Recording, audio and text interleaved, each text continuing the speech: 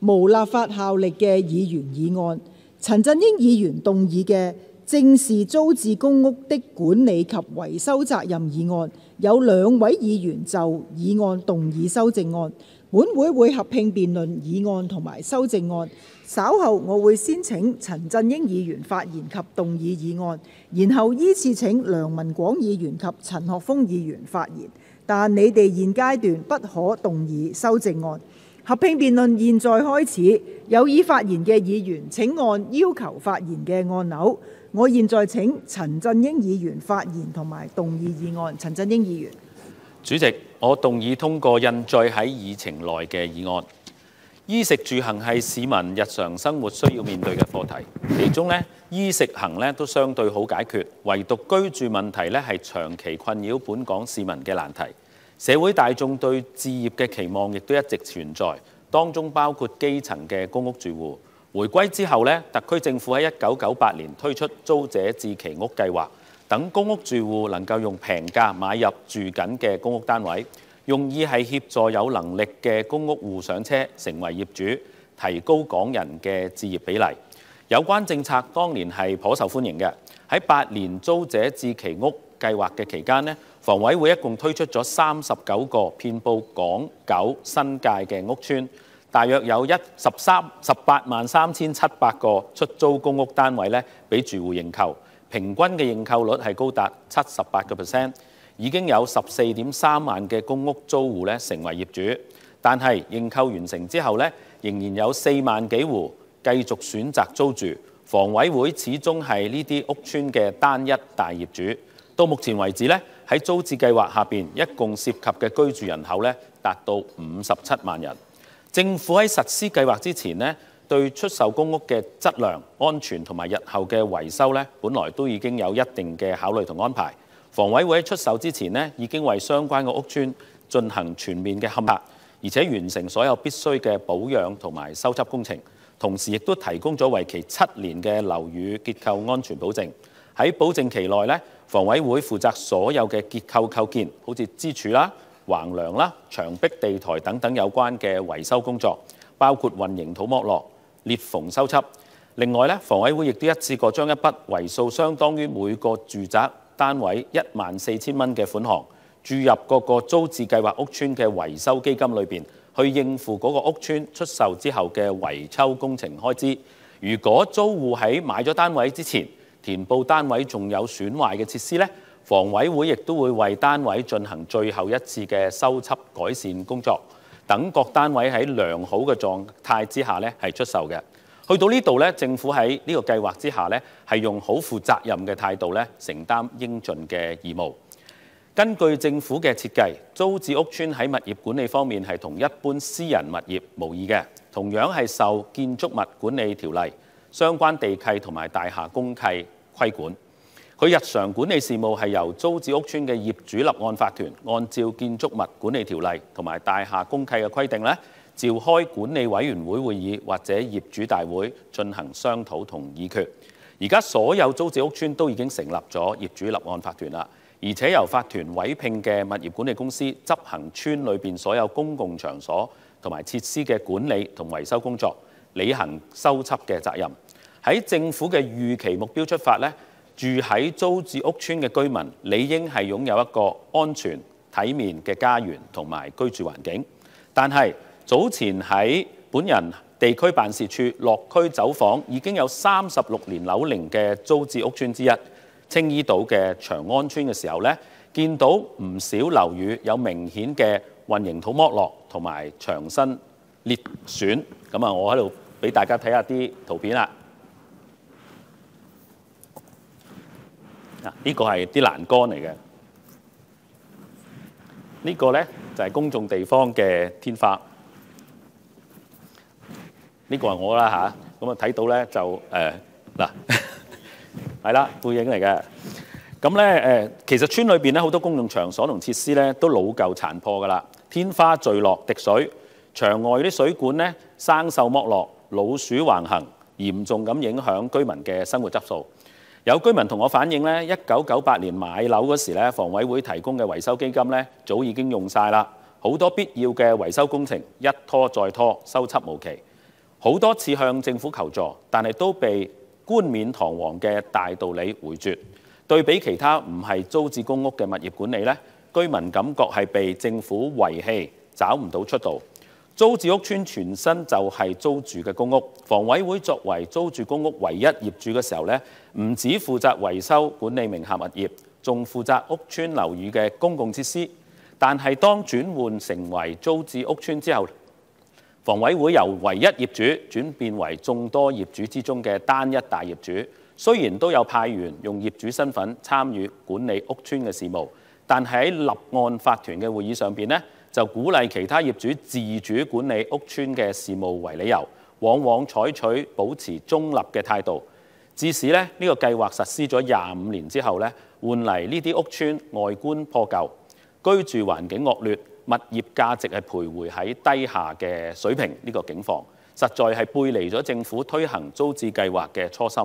反觀政府轄下嘅其他公共屋邨，無論係管理或者維修上邊，都投入大量嘅人力物力。好似房委會舊年已經對46條屋邨進行咗排水管嘅改善工程，今年預計咧會繼續為81條屋邨進行呢個改善，同埋喺多個屋邨咧展開咗大規模清潔同埋滅鼠行動，加裝咗大量嘅防鼠擋板等等。可以見到咧，政府喺屋邨管理上邊係可以做得好專業嘅。令到咧好多公屋更加成為遊客嚟香港打卡嘅熱點，例如黃大仙嘅彩虹邨、大坑嘅麗德邨同埋石硤尾嘅南山邨等等。同樣係政府嘅物業，政府同樣都身為業主，租住屋邨同租置屋邨嘅管理成效竟然有天淵之別，實在令人費解。房委會喺公共屋邨管理方面咧係有相當豐富嘅經驗。唔止應該喺立案法團會議上邊行使投票權，亦都應該主動就屋邨管理提供專業嘅意見，積極推動改變租置屋邨物業管理落後嘅面貌。無論係從業主角度定係社會責任角度出發咧，政府都應該正視自己喺租置公屋裏邊嘅角色同責任，先對得住居民嘅信任。租置屋邨樓齡大部分都超過30年。樓宇老化嘅問題相當嚴重，維修保養工程亦都刻不容緩。我提出今次議案呢，係希望特區政府能夠切實履行身為大業主嘅責任，積極參與屋邨事務管理，同其他業主共同推動改善目前租置公屋樓宇維修保養進展緩慢嘅現況。政府對於租置公屋嘅管理理念必須要有根本性嘅轉變，突破混合業權呢個迷思。目標係將政府嘅物業，無論佢係公共屋邨定係租置公屋，喺維修管理上邊應該達到相近嘅水平。另外，根據政府推出租置計劃嗰時嘅設置咧，屋邨裏邊所有公共場所同設施嘅維修管理責任都係屬於邨內業主共同分攤嘅。而家相關嘅費用開支咧係攤入去維修基金裏邊，但係隨住時間嘅推移，維修所需要嘅開支不斷增加，令到維修基金係非常之緊張。建議政府重新考慮呢啲租置屋邨裏邊公共場所同設施嘅管理權歸屬問題。如果能夠視呢啲咁嘅設施係公開俾市民享用，而且主動收翻佢嘅管理權，相信咧可以相應減低邨裏邊嘅管理費開支。政府一旦如果成功推動立案法團啟動維修嘅程序咧，政府除咗責無旁貸咁為租戶支付每戶應該承擔嘅費用份額之外咧，亦都應該同時考慮用低息或者無息貸款嘅方式資助有經濟困難嘅業主，切實咧去解決租置屋邨而家面對嘅資金問題，等維修工程咧可以盡快順利開展，而且令到咧住喺嗰幾十萬人嘅租置公屋所有嘅居民咧都有一個適切嘅居住環境。主席，我呢部分嘅發言咧就先到呢度，咁啊希望各位議員同事咧就議案提出更多寶貴嘅意見。多謝主席。現在向各位提出嘅待議議題係陳振英議員嘅議案，予以通過。梁文廣議員。多謝主席。香港房屋委員會喺1998年推出租者置其屋計劃，轄下有一共39條屋邨，涉及18萬個公屋單位。由於租置屋邨包括私人擁有同埋政府出租單位嘅混合業權情況，令到管理程序繁瑣累贅，效率低下，影響設施維修同埋環境衛生。房委會應該積極發揮監察嘅角色之外，亦都要進一步研究加快出售租置回收嘅單位，長遠解決有關嘅問題。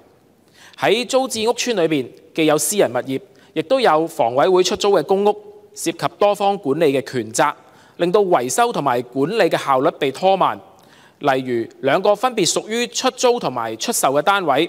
如果出現滲水啊、喉管淤塞等等嘅問題嘅時候呢，就會涉及出租單位嘅租戶、房署嘅外判維修商、管理公司，仲有租置業主嘅單位同埋業主立案法團等等，要經過4、5方交涉先可以徹底解決問題，嚴重影響維修工程嘅進度，最終租戶同埋業主都係受害者。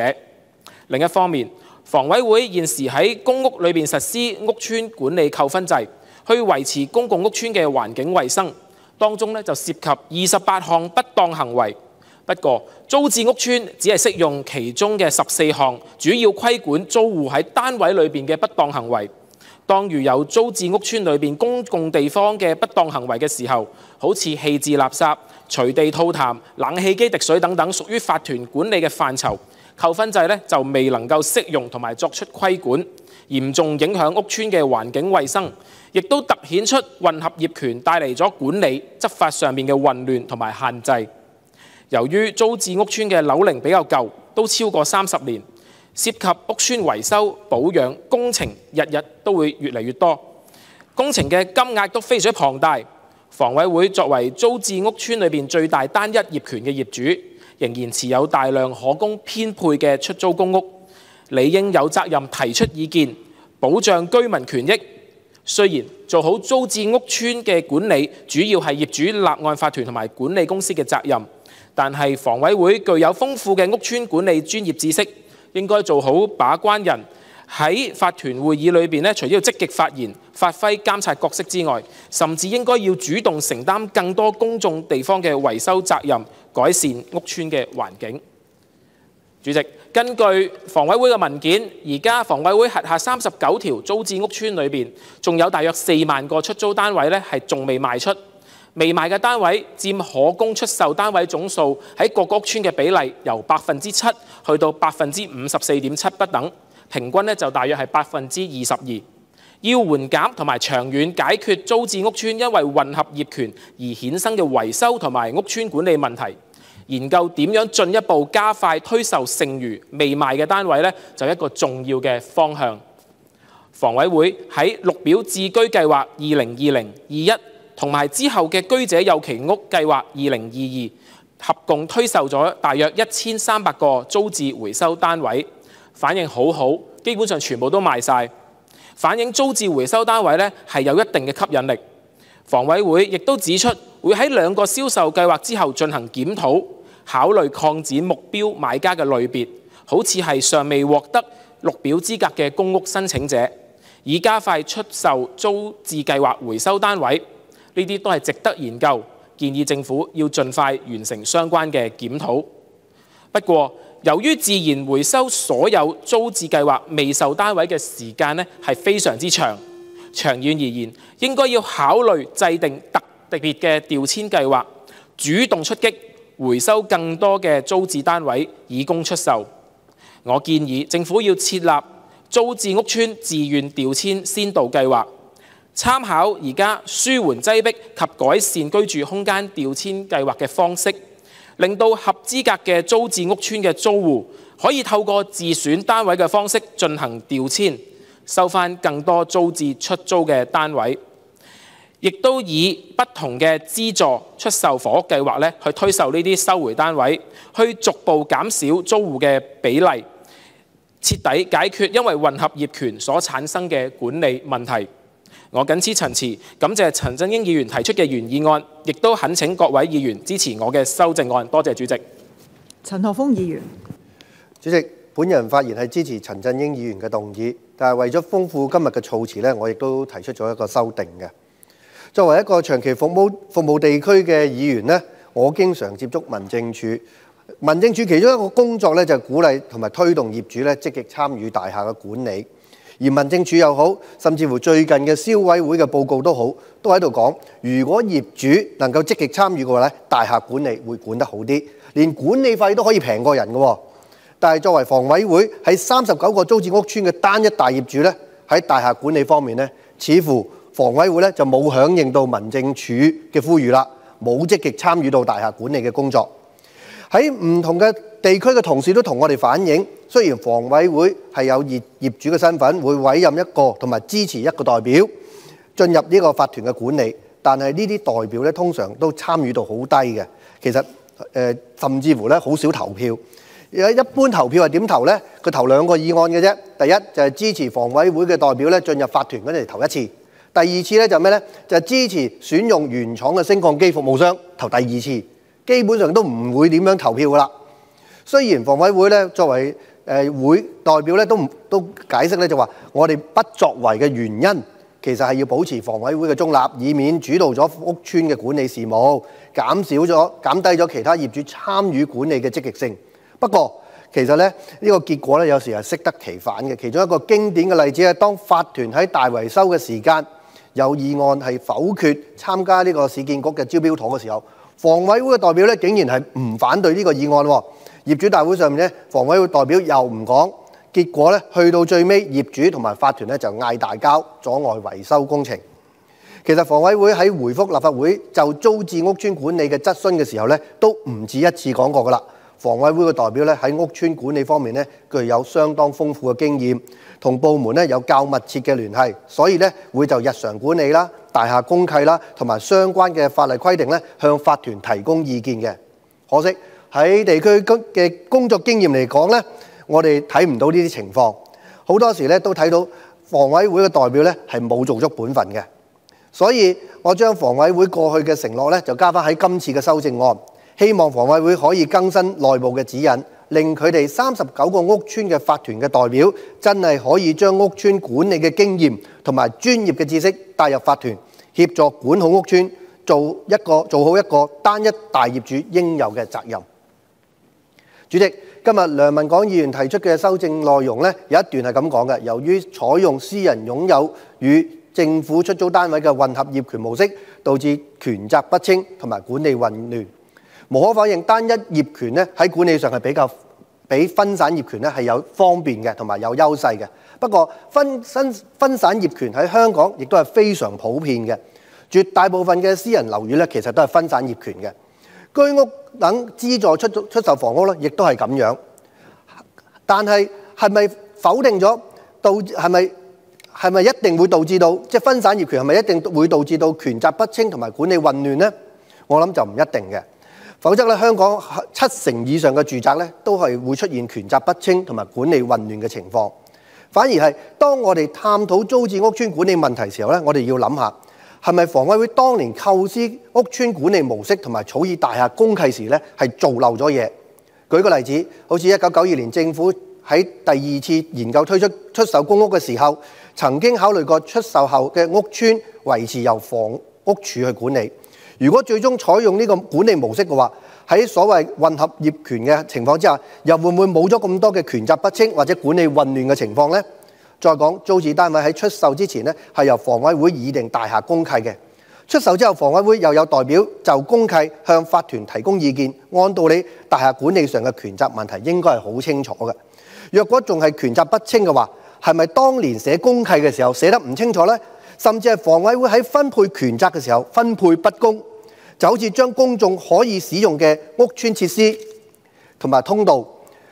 有理冇理都劃入咗小業主要管理嘅範圍，埋下日後管理嘅爭議。到底呢個係權責不清定係權責不公呢？主席，本人謹此陳辭。房屋局局長。主席，我感謝陳振英議員今日提出嘅議案，同埋梁文廣議員同埋陳學鋒議員提出嘅修正案。議案主要係討論有關租者置其屋計劃租置計劃嘅屋邨管理同埋維修。我現在就議案提出嘅一些意見係先作綜合嘅回應。稍後喺聽取各位議員嘅意見之後，我就再就議員嘅意見作出回應。香港房屋委員會喺1998年推出咗租置計劃，讓公共租住房屋租戶可以選擇以折扣價去購買所住嘅單位。政府喺2002年全面檢討房屋政策，房委會其後決定喺2005年8月推出咗第6期月嘅租置計劃之後，唔再推出新嘅租置屋邨。現時居於39個租置計劃屋邨嘅租戶，仍然係可以選擇購買佢而家居住嘅出租單位嘅。房委會喺出售租置計劃屋邨嘅時候，已經係一次過將一筆數額相等於每個住宅單位14,000蚊嘅款項注入咗各個租置計劃屋邨嘅維修基金裏頭，以應付該屋邨出售後進行嘅公契所列嘅大型維修保養工程所需嘅費用。租置計劃屋邨同一般嘅私人物業係無異嘅，受到建築物管理條例、政府租契同埋大廈公契嘅規管。法團同埋佢委聘嘅物業管理公司係需要遵照條例同埋公契嘅規定，就日常嘅管理事務召開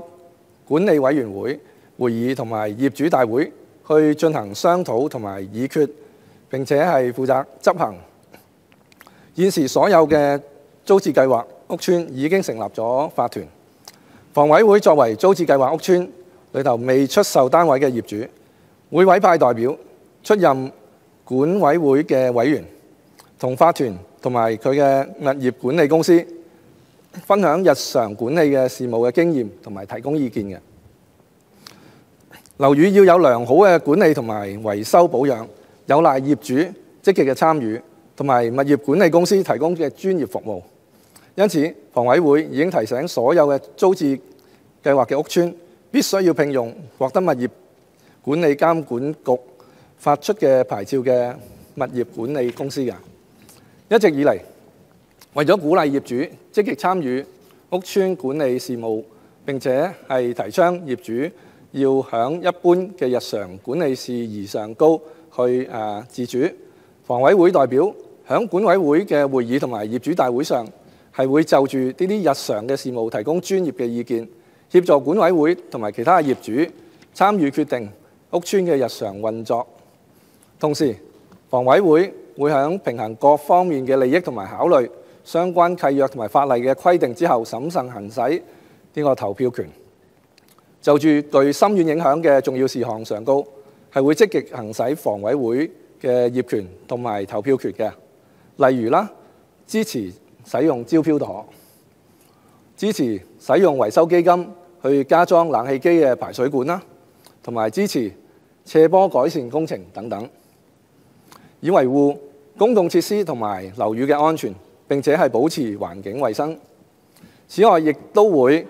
喺一啲情況下係會否決動議嘅，例如喺一啲工程費用龐大，但係欠缺詳細報價資料嘅情況底下，係會否決欠妥善安排嘅維修方案嘅。亦都會因為升降機改善工程係不符合大廈公契使用維修基金嘅規定，亦都係會投票去否決嘅。咁樣嘅就會捍衛到所有嘅業主同埋租戶嘅整體利益嘅。租置計劃嘅屋邨業主立案法團委聘嘅物業管理公司係負責執行管委會同埋業主大會嘅決定嘅，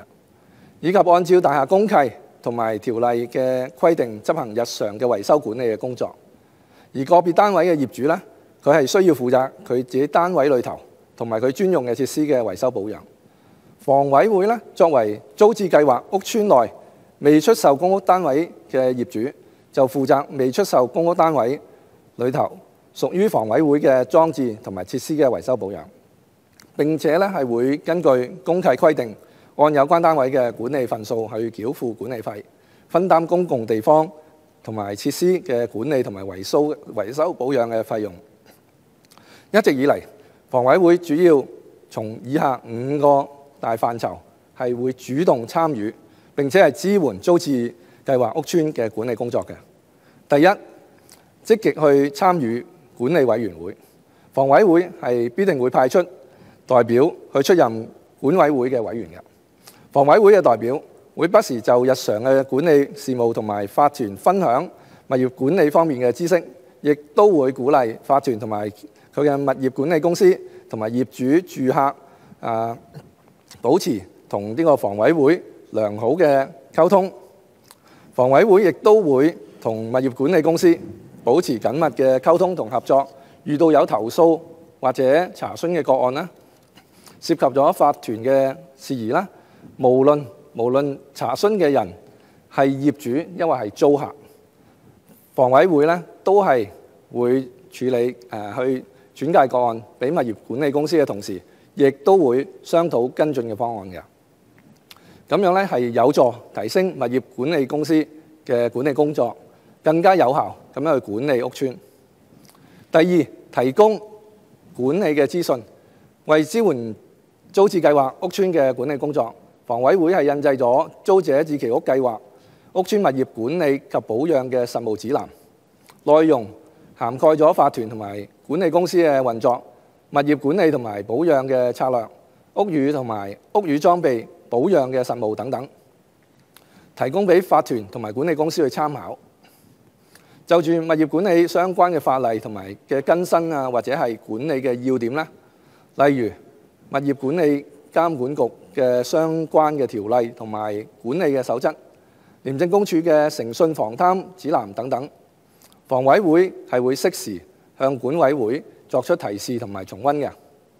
房委會代表亦都不時會就住日常嘅管理維修事務同法團同管理公司去分享物管嘅經驗。亦都會邀請市建局向業主就招標妥同埋各項樓宇維修計劃，例如優化升降機資助計劃或者係樓宇復修綜合支援計劃等等，去作出介紹嘅。第三，參與採購貨品同埋服務，房委會嘅代表係好樂意就住採購標書內容提供專業意見俾法團嘅。就大型嘅工程項目，例如強制驗窗、驗樓等啦，都係會按需要參與呢個評審標書嘅工作，並且係分享經驗嘅，以確保有關嘅採購同埋工程係符合法例嘅要求，保障各個業主嘅利益。第四就係執行租戶嘅管理政策，所有租置計劃屋邨出售之後，由業主立案法團根據建築物管理條例同埋大廈公契所賦予嘅權力管理大廈嘅公共地方。雖然係咁，房委會會響所有嘅租置計劃屋邨嘅出租單位，仍然係會執行呢個扣分制，管理租戶嘅不當行為，例如響單位裏頭積存大量垃圾啊，或者係高空雜物等等。房委會亦都會因應實際嘅情況，對租戶採取租約管制嘅行動。第五